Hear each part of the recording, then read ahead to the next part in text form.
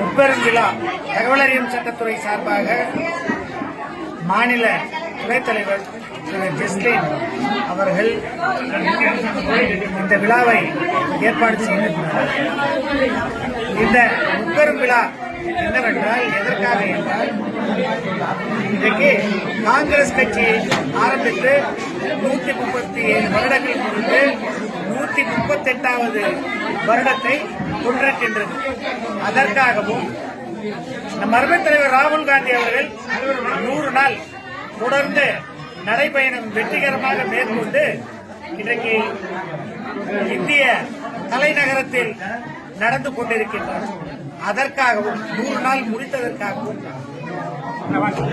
தகவல் அறியும் சட்டத்துறை சார்பாக கிறிஸ்துமஸ் விழா இன்றைக்கு கொண்டாடுகின்றோம்.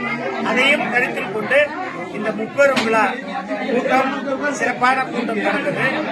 இந்த கூட்டத்திலே 100 பயனாளிகளுக்கு அவர்களுக்கு புடவைகளும், இலவச புடவைகளும், உணவுகளும் காங்கிரஸ் கட்சி சார்பாக தகவல் அறியும் சட்டத்துறை சார்பாக வழங்கப்பட்டது.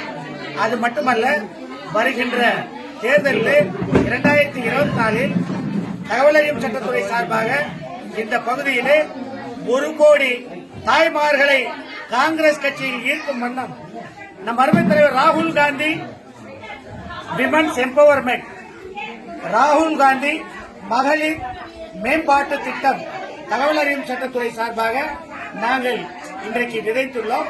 அந்த திட்டத்தின் பயனாக வரும் காலங்களில் 6 மாதத்திற்குள் இங்கு இருக்கின்ற கோயம்புத்தூரில் மாவட்டத்தில் இருக்கின்ற அனைத்து மகளிருக்கும், தமிழ்நாட்டில் இருக்கின்ற அனைத்து மகளிருக்கும் 1 கோடி மகளிருக்கு அவர்களுடைய வருடத்திற்கு 50,000 ரூபாய் அவர்களுடைய குடும்பத்திற்கு சென்று அடையும் வண்ணம் ராகுல் காந்தி மகளிர் மேம்பாட்டு திட்டம் தகவல் அறியும் சட்டத்துறை சார்பாக செய்ய உள்ளோம். அதை இன்னைக்கு துவங்கியுள்ளோம் என்பதையும் இந்த நேரத்தில் கூறிக்கொண்டு, அவசர புயல் ஆட்டுக்குட்டி அண்ணாமலை அவர்கள் இப்படி பொதுமக்களுக்கு பயன் தருகின்ற திட்டங்களை தீட்டாமல் ரஃபேல் வாட்சை பற்றி பேசுவது, மதத்தை பற்றி பேசுவது, யாராவது பிஜேபி கட்சிக்காரர்களை பற்றி பேசுவது என்று மக்கள் வளர்ச்சி திட்டங்கள் இல்லாமல் வேலை வாய்ப்பை அவங்க ஏற்படுத்தல, மகளிருக்கு உண்டான திட்டங்களை அவங்க செய்யல.